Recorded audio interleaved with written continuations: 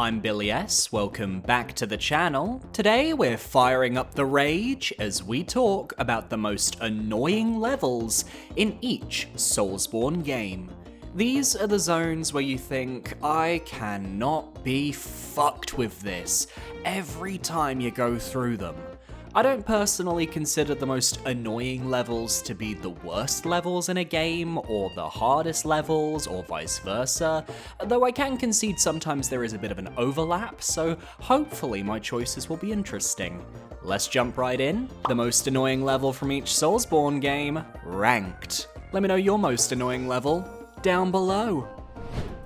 For Demon Souls, there were 3 areas in contention. 4-2, the Ritual Path, makes yet another appearance in my videos for its tricky enemy placement and ability to fall due to countless pits where gravity will make you their bitch. 2-2, the Tunnel City, was also in contention, because if you choose to go the long way around the area, you have to deal with some of the most tedious enemies in the game, and it's incredibly easy to get lost in the tunnels. But I'm gonna side with the community on this one. 5-2, the Swamp of Sorrow, is my most annoying level in Demon Souls. While it's far less egregious than some of the swamps I've experienced, it commits the cardinal sin of being so vast, yet having barely anything to show for it. The main path is relatively easy to follow, but forces you to trek around such a large lake of poison that there's no sense of progression. Your aim is the swampy settlement on the far side, yet it never feels like you're making any progress towards it. The only shortcut you can access comes at the very end of the level, past a horde of enemies in the settlement that is also easily missable if you're not aware it exists. It's so simple to just find the boss fog and head through without knowing you had a way to cut down the run back in case you die. Now obviously with the Dirty Colossus that's unlikely because his weakness to fire and the fact most people face him in the late game makes him easy to wreck, a small mercy for the swamp. The other annoying thing is if you're trying to follow Selin Vinland's events, as she's positioned so far into the swamp itself that getting to her is a royal pain. Not really worth it in my opinion, unless you want to kill her for her armor set. The biggest sin though is how slow you move through the swamp. You can't roll through the liquids, something you can do in future games, so my muscle memory always comes to bite me when I think, oh, I can roll out of the way of an attack, only to get locked in a struggling animation. Give us the ability to roll through here, and I suspect the swamp would be far less tedious as a result. FromSoftware learned, at the very least. For Dark Souls, I instantly knew which area was appearing on this list. Sorry to the Tomb of the Giants haters, I was tempted, especially after going through it blind in my randomizer run. And to those of you who shun the Duke's archives, believe me, I'm right there with you. It is such a slog to get through every time I play, and ended up being a close second place. But for me, the area that brings me the most pain is the Great Hollow. Found behind some illusory walls in Lower Blighttown, you have to get through this platforming gauntlet if you wish to reach the hidden area of Ash Lake. And yes, while this is all entirely optional, I fucking love Ash Lake, man, so it is not optional for me. The main annoyance behind this area is its over-reliance on platforming mechanics, in a game that is very clearly not designed with platforming in mind. Dark Souls may have mastered elevation-based world design, but you'll find it very rarely requires the player to actually jump in order to make progress. Here, you have to drop down branches to reach important items, including the Chloranthy Ring, which at least has the decency to be near the start of the zone. In my recent randomizer run, I had to collect every item here to ensure I wasn't missing anything important, and there were certain items that were a fucking pain to obtain. You'll slip off branches, feel the oil beneath your soles as you plummet to your doom, and if you're not careful, a stray group of basilisks can petrify you as penance for your hubris. The second half is significantly less irritating, what with a few mushroom men you can run past on your way to Ash Lake. But that first half leaves so much to be desired that I actively find myself shuddering anytime I approach the time to beat this area. Oh, and there's a glitch on one of the ledges if you choose to climb back out of the Great Hollow from the bottom. This specific platform here requires a very odd angled roll to actually walk up, and if that isn't the definition of something annoying, I don't know what is. Blighttown may be difficult and irritating, Sen's Fortress may have so many Takeshi's Castle traps you don't know how to react, and Lost Izalith may just be a boring slog through a lava lake, but none of them have me as fuming as when I face the Great Hollow. For Dark Souls 2, I could have gone with the obvious picks, the DLC co-op areas, Cave of the Dead, Iron Passage, and Frigid Outskirts. But I've bagged on those areas to where it's like kicking a dead reindeer at this point, and they're all entirely optional. But there's one brief location that isn't optional and commits the treasonous act of pissing me off every 2 seconds. And no, it isn't the Shrine of Amana and their sniper mages. And no, it isn't the start of the Iron Keep and those damned Alon Knights. It's the Black Gulch. Everyone who's played Dark Souls 2, I'm sure you vividly remember your first time running through this zone, emerging into the emerald green hues of a vast cavern, and immediately getting pelted with about 50 different poison globules from every cardinal direction. Ooh. Dark Souls 2 didn't have a traditional poison swamp, but by god, the areas like Harvest Valley and Black Gulch really picked up the slack, didn't they? Either you run through the cave like a madman, triggering every statue as you go, while praying you don't aggro too many enemies like the rockworms or the hands, or you take your time, breaking every statue on your path, fucking up the durability of your weapon, while knowing if you die at any point, you have to do it all again. There's the mid-level bonfire that you can reach easily in the 2014 Dark Souls 2 without issue, or you can play the Scholar of the First Sin, where you have to unpetrify a fucking statue to access it. The one bonfire that made this place bearable was blocked off from players who didn't have any fragrant branches of yore, and that is the definition of annoying. At least the optional Giant Cave and Dark Diver Grandal rooms were relatively fun. Oh, and good luck finding Lucatiel down here. Yeah, you need to talk to her here to progress her questline, but I could never find her without a guide because the area is so packed with visual clutter because of the statues. The Rotten is a decent fight to end the proceedings, actually feeling like a threat, and I love how the oil pools in his room are on fire. It's a mechanic they could have introduced into the level preceding it, instead of spamming toxic statues everywhere, but that would have required an actual element of planning and forethought. God, this level riles me up. When it comes to Bloodborne, the vast majority of areas aren't that annoying. I could nominate the Chalice dungeons for being repetitive on the journey to Queen Yharnam, but that's low-hanging fruit. And of the main game, I know public consensus is that the Forbidden Woods are annoying, but by god, I will defend that zone to the death. You will not be seeing it on today's list. It's my Resident Evil 4 FromSoftware hybrid fantasy, and I will die on that hill. No, today we're seeing some overlap with my least favorite areas because I'm picking the Nightmare Frontier as my most annoying zone. One of the few times I made a YouTube short last year was to bitch about the Nightmare Frontier, and you know what? I do not regret it. This zone is so bland to look at with its desaturated color scheme, so I'm already feeling a bit bleh as I enter. The main problem is that it's the game's main poison swamp, but it also doubles as the game's main PvP area. A Bell Maiden will summon players to harass you until you can kill her, and by the gods, they picked the worst location for this, didn't they? There are tombstones everywhere, to the point where dodging away from any enemy has you at risk of getting clipped and stuck on the level geometry. So imagine that scenario, but with real players instead. I can't think of anything worse. The poison swamp itself isn't the worst thing in the world, but the danger comes from those boulder-chucking trolls who will snipe you from afar with a well-timed throw. It's funny the first time it happens, but by the 5th time you're smashed up, it stops being entertaining and just starts being irritating. This is also the level where you're first introduced to the concept of winter lanterns.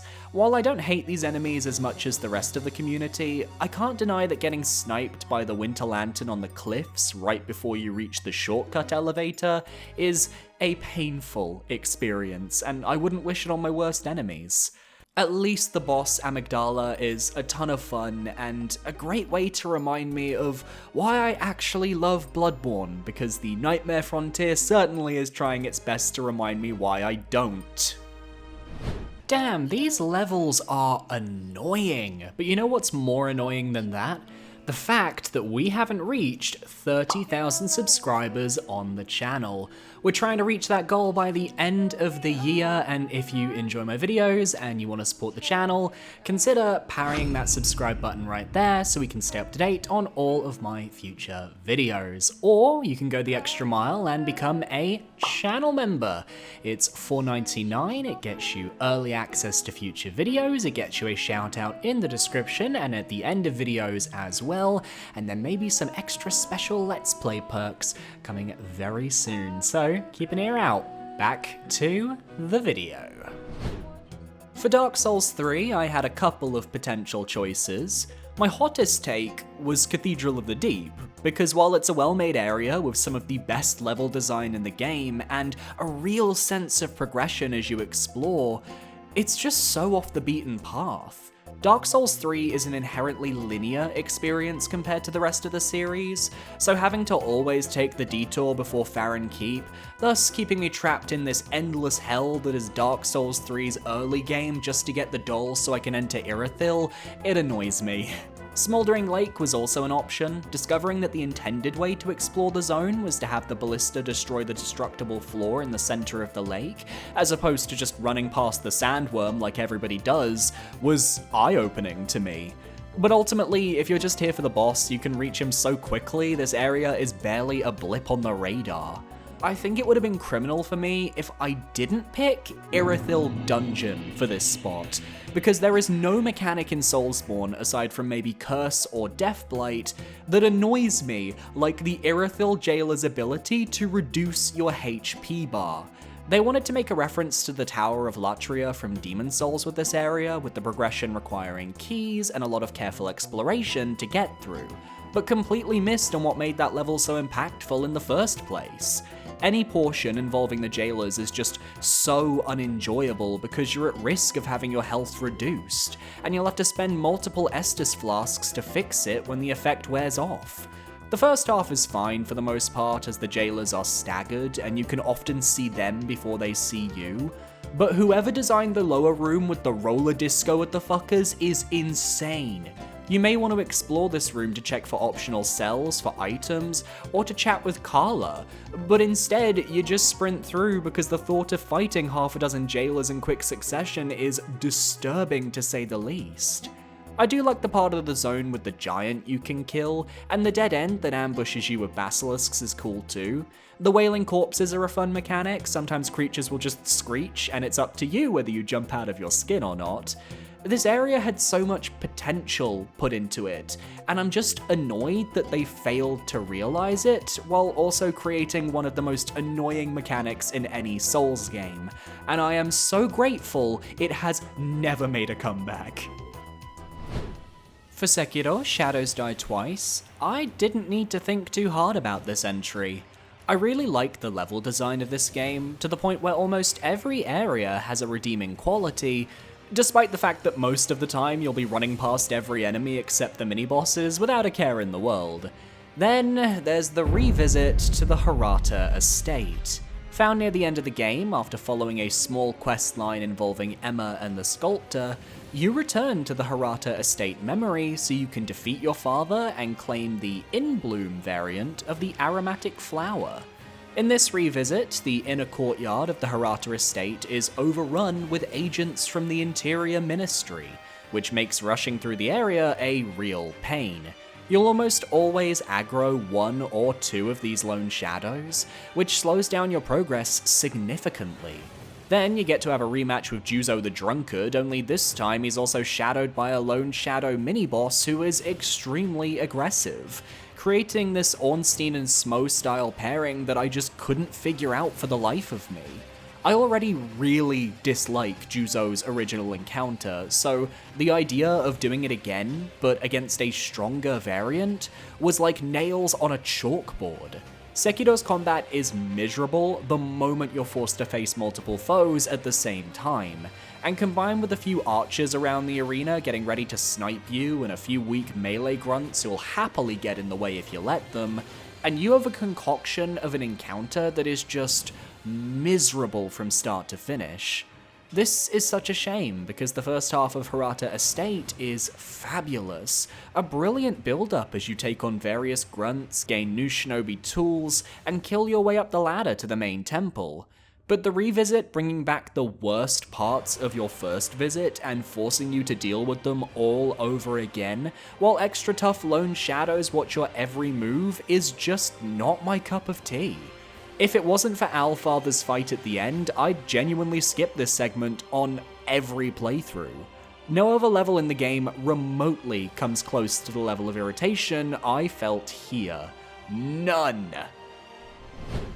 Lastly, we have Elden Ring, and there were a few candidates for this spot. Deeproot Depths almost made it, because my only reason to come here is to do Fia's questline, and I find the overall enemy pool here to be rather annoying. Teleporting ghosts, basilisks, a fuck ton of ants, no thanks. I also considered Enir Elim from the DLC.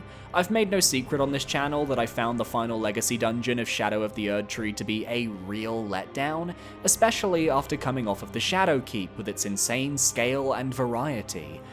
But aside from a very few annoying enemies I'll be touching upon in a future video, it's not that bad. Now, my most annoying zone in Elden Ring is predictable, it's the Lake of Rot. You have to pass through here for the Estelle boss fight and Rani's questline, which I like to do because it gets me access to the Adula and Electo boss fights. But by god, the last playthrough I did made me want to rip my fucking hair out. There is no way to get through the Lake of Rot without being afflicted with Scarlet Rot, you can't summon Torrent to avoid the status effect, and there just aren't enough platforms you can reveal to where you'll make it across unscathed, and that's not even talking about all the basilisks hidden beneath the waves.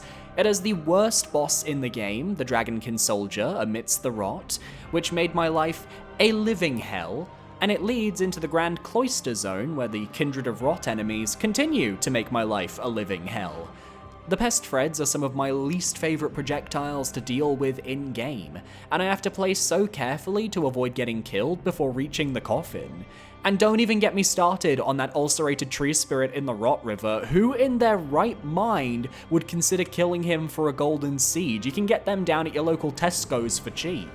This is easily the worst poison swamp in the series, and just an annoying slog to go through every time I replay Elden Ring. No other area in the game compares, and I'm so tempted to skip it next time I get the urge to play again. Sorry Rani, I'm leaving you on red. And that's my list. Which level is the most annoying for you? Let me know down below. And be sure to parry that subscribe button so you can stay up to date on all of my future videos. My social medias are on screen now, feel free to follow me if you're comfortable. I recommend my Twitter or my Discord. My Twitter is definitely the best place to go though. That or my YouTube community tab, I like posting there as well. A massive shout out to my YouTube channel members, thank you so much for supporting me for another month, you guys are amazing, and I will see you guys next time for another video. Adios!